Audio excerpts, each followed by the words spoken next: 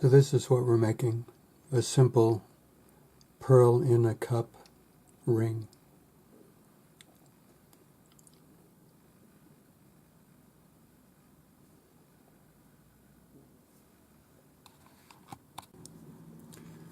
So this is going to take a 16 millimeter diameter disc, and it's 0.7 thick sterling, and a ring shank.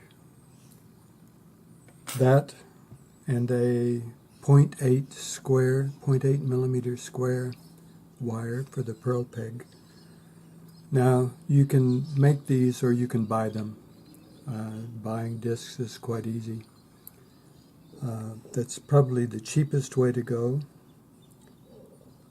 but all I'm going to show is how to form the disc and make it into a ring. So if your disc is half hard or dead soft, you can form it in a doming block. If it isn't, you need to anneal it, which is just bringing it up to a dull red, quenching it and pickling it. So we're just going to heat this until it's a dull red, like that. When you can see red, it's plenty hot enough. Then we're going to quench it. You don't have to pickle it before you form it, but you do have to dry it. So we'll dry it off. Now you have to decide whether you want a deep dome or a shallow dome. If you want a deep dome, you have to go into the part of the dapping punch that closely fits your piece. If you want a shallow dome, you can go in the large bit. You just have to make sure that there's enough room for the punch and the metal. So we'll start by making a shallow dome. Nice and shallow. And you could stop right there if that's what you want. If you want it deeper, then you need to go to a different hole. So this hole would be the one I'm going in. And once again, we need to make sure that the punch fits the depression. So now we have a deeper dome. If you wanted to make a round bead, you just keep going smaller and smaller until you had a perfect hemisphere. But we just want a bit of a cup. So that's enough for this one. Now, you don't need to sand this top edge flat like you would if you were going to solder it onto something. But you do need to just make sure that the very edge isn't sharp. So just go around with your sanding stick. I'm using 400 grade wet or dry sandpaper. So just check it with your fingers, make sure it's not rough. Now all we're going to do is make a ring shank. So we need the size of the ring, and I've already done mine and I know it's 19 millimeters in diameter. So you just use the knife edge inside measurement on your calipers, put it inside, wiggle it around. Don't let it drop down in the notch or it'll be the wrong size. When you get your size, add the thickness of the wire, or the height. So it's just the amount that would come from your finger up. The width doesn't matter unless it's really wide. So I've done the math on mine. I know it's 62 millimeters long. So I'm just going to cut that, and for this one I'm going to use the side cutters because with the dome it's going to be plenty long because we're not going to make a complete round ring. So anneal this, wrap it around your ring mandrel, a couple of sizes smaller than your actual size. So a couple of sizes smaller than the final size, and we need to make sure that the ends come close enough together that they'll fit that 16 millimeter shank. So just use your rawhide hammer, make sure it's rounded, but you don't need to push these all the way over because we're going to saw them off. So when you get to the proper size, and if you have a good ring mandrel, it'll have the sizes on it.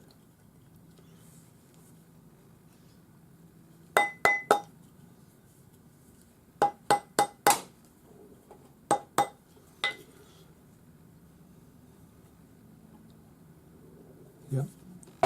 Now you're just going to sit your bead on top so that you can see where you need to cut it. Yeah, so it'll be like that, and we'll cut this up here and then file it so that it matches the angle of our cup.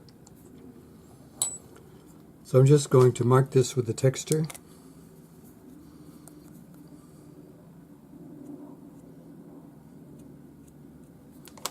Check it. That looks pretty good. And we'll saw and file. I just put the ring shank in an old ring clamp because it's quite easy to see where you need to saw and at what angle, and it's easy to hold the ring.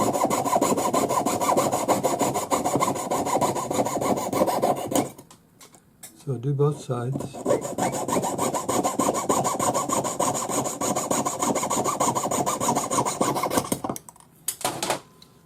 And then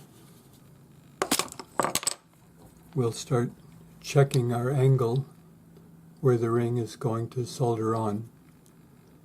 And we just file a little bit at a time until the angle of the ring shank matches the angle of the cup.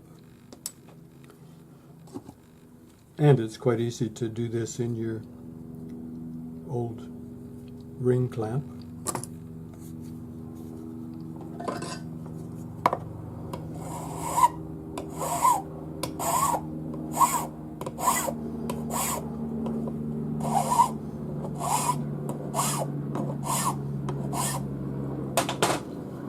So file a little, have a look, file a little bit more, have a look. So just do a little bit at a time because you don't want to go too far. Now I'm happy with that, so I'm going to set it up to solder now.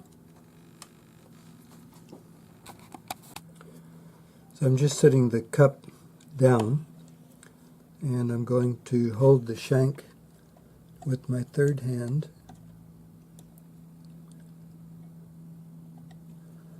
and you want to look to make sure it's straight up and down this way and that it's centered this way. So just take your time. It's easier to do it now than later. If you're not sure, you can use a tri-square or a jeweler's square. So you can just check to make sure it's straight up and down. And it's just a small square. So when you have it the way you want it, we're going to flux. Stir up your flux, always.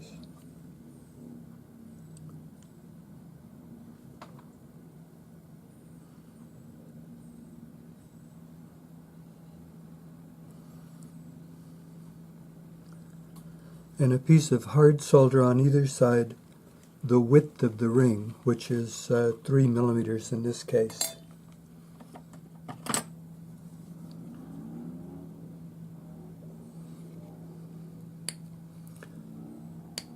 We don't want it wider because if it's wider than what you're trying to solder, it'll leave a mark.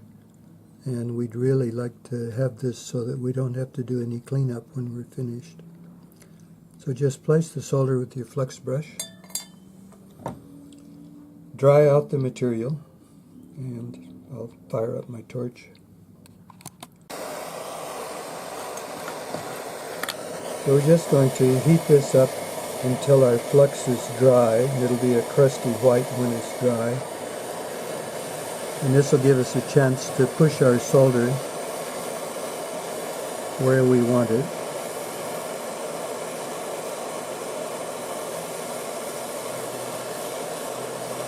And once the flux is dry, we'll circle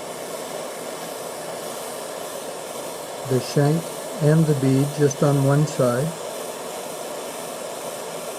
The two bits of metal need to be the same temperature, and the ring shank is thicker than the cup, so we need to keep more heat on the shank than on the cup.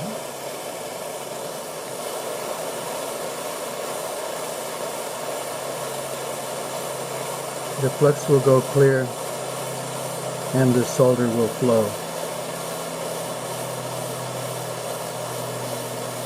Just like that. Then switch to the other side, and because it's preheated, the solder will flow fairly quickly. Like that. Check that it's flowed through to the other side, and then quench it and pickle it. So I've just turned the ring with the cup up. I've flexed the inside of the cup. I put a piece of easy solder right up against the wire, and this is 0.8 millimeter square wire. Then we're just going to heat underneath the cup until the solder flows, and because it's easy solder, it won't loosen this hard solder, because the hard solder won't flow before the easy solder does. So just heat from underneath. Make sure your solder stays against your square wire.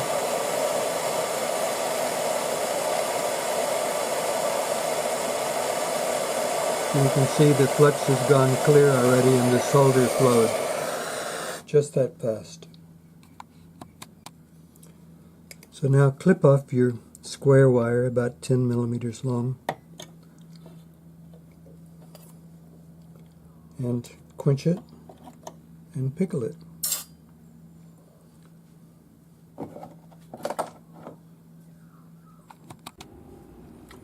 So we're out of the pickle. Have a look, make sure all of your solder joints are perfect and your pearl peg is perfect. Grab it with your parallel jaw pliers, give it a good twist. Don't twist it off. And then cut it so that it's about 2 millimeters long. And polish. I'm just going to put it in the tumbler. Just cut the peg with your side cutters. Now, at this point, you could check that the pearl fits. You want to make sure that it goes all the way down and that it's straight up and down. So at this point, you can just push it with your fingers. So that fits quite nicely. So now I'm going to take the pearl off and put it in the tumbler. Put the ring in the tumbler. We're out of the tumbler, and if you did a respectable job, there shouldn't have been any cleanup, because I didn't do any sanding on any of this other than just the top edge. So now we're ready to set our pearl, and this is a highly reflective cup, so whatever you set in it, it's going to reflect that color. So you can see this is a black pearl and it's reflected in the cup, but this works just as well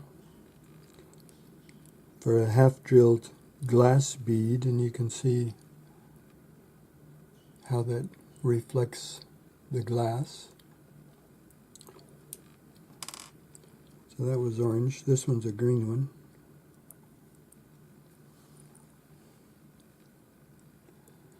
So it's a very versatile little ring. So all that's left to do now is glue our pearl on, and we just hold it on with 5-minute epoxy. So basically done.